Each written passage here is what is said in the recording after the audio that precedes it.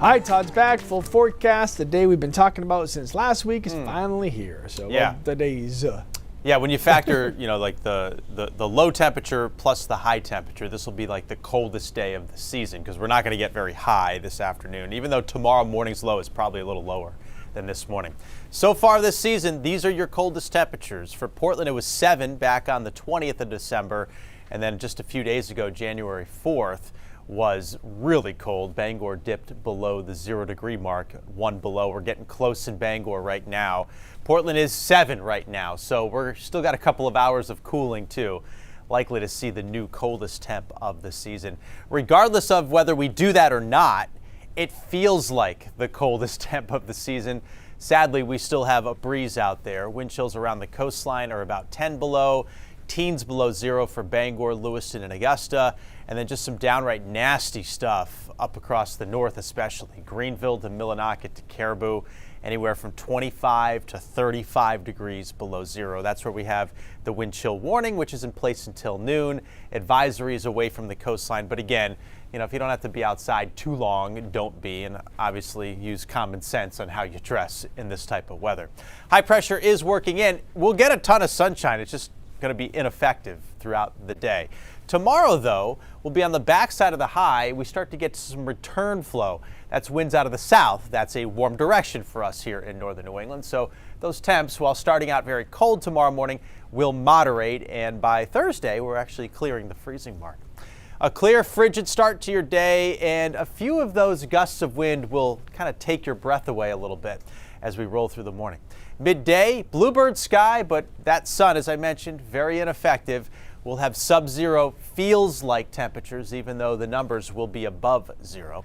Clear and bone dry. It's the type of day where when you get out of your car and you go to close the door, you get a shock, and everything's got static. The breeze, though, at least will settle down late this afternoon and evening, and the wind chill will not be as much of a factor this evening or overnight tonight. High temperatures today, only double digits will be in Cumberland County, York County, down in the seacoast. The rest of the state, you're looking at single digits, both above and below 0. The high for Greenville and for Caribou will be below 0 today. How do these stack up to the record cold high temperatures set on this day? Well, we won't be setting any records, even though it's going to be a really cold one. Back in 1995, the record cold maximum temperature was 4 in Portland. And today in 1995, it was 1 in Bangor. It'll be close-ish in Bangor, but not setting a record at all. Now, the frigid air will start to retreat tomorrow. As it does, we could have some flurries around. Thursday, it's even milder as our temperatures will clear the freezing mark, getting up to about 35. And then another Arctic front comes blasting through on Friday. It's back to the freezer. We go for the upcoming weekend. More extreme cold expected. This storm, though, looks like it'll pivot around New England. Looks like it nails the Canadian Maritimes with all kinds of snow. But for us, we stay cold and we stay storm-free. Small crafts are up, seas 3 to 5 feet, northwest winds gusty, and with the cold air around, that means a lot of freezing spray. Wouldn't be surprised if there's some Arctic sea smoke out there as well. Sunny but frigid today with highs between about 5 and 10 above 0. Tomorrow morning, we're dipping below 0 inland, around 0 at the coastline. Afternoon highs, though, recover into the upper 20s. There'll be some flurries.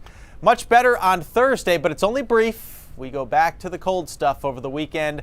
A high around 10 on Saturday and some sub-zero overnight lows, too. And then we'll see if we get a storm in here by early next week. At least we're not getting the big snows around here. I know some of us want it.